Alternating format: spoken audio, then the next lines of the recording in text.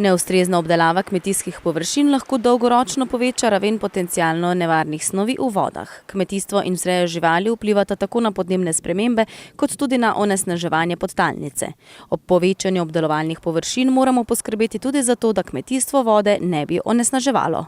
Živinoreja je eden od pomembnih virov nekaterih toplogrednih plinov, predvsem metana, vendar moram v isti sapi povedati, da ravno na tem področju smo dosegli v Sloveniji neke spremembe. Po drugi strani, če se pa pogovarjamo o kmetijstvu, zlasti o tem konvencionalnem kmetijstvu, uporablja v prevelikih količinah zaščitna sredstva in mineralna gnojiva, pa lahko seveda tudi pokažemo krivca za onesnaževanje vode na kmetijstvo. Zavest, o pridelavi ekološke hrane raste. Najožja vodovarstvena območja na našem delu so Ruše, Vrbanski plato, Limbuška Dobrava in Dravsko polje. Tudi na teh območjih je možno uporabljati sredstva za varstvo rastlin, ki so integrirani predelavi, vendar veljajo določene omejitve. Tu so skratka lahka peščena tla, tudi hitro propustna in so lahko obremenitve podzemne vode z gnojili, ki jih kmetje tu s katerimi ukrepajo. Kot z kmetijskega stališča, kot gnojila, seveda priporočamo prav tako organska kmetija iz živinorejskih kmetij.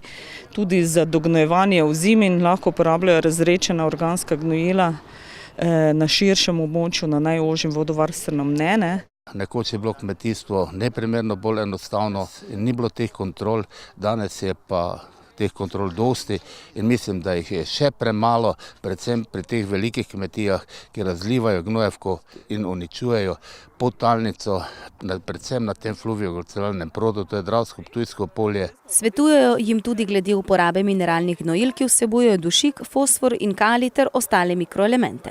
V bistvu jih mi hočemo spodbuditi, da uporabljajo umno kmetovanje glede časovne omejitve in predvsem pa količinske omejitve. Na področju kmetijstva pa se že dogajajo spremembe. Vemo, da je samooskrbnost na zelo nizkem nivoju in da bi morali povečati obdelovalne površine, ampak ob povečanju obdelovalnih površin pa moramo definitivno poskrbeti za to, da to isto kmetijstvo vode ne bi onesnaževalo. Tudi Permakulturni inštitut Maribor prvotno skrbi za ozaveščanje javnosti o pomembnosti trajnostnih sistemov. Mi tukaj na našem učno-demonstracijskem centru ravno ponazarjamo te trajne grede, ki jih nič ne orjemo in nič jih ne prekopavamo, ampak jih samo zračimo. Kar pomeni, da vzdržujemo zelo aktiven zgornji sloj prsti in se vsa hranila zadržujejo v območju korenine rastlin in zato ob velikih deževjih ne pride do izpiranja v podtalnico. Neustrezna obdelava kmetijskih površin lahko dolgoročno poveča raven potencialno nevarnih snovi v vodah, zato je pomembno, da smo vsi seznanjeni z dobrimi rešitvami.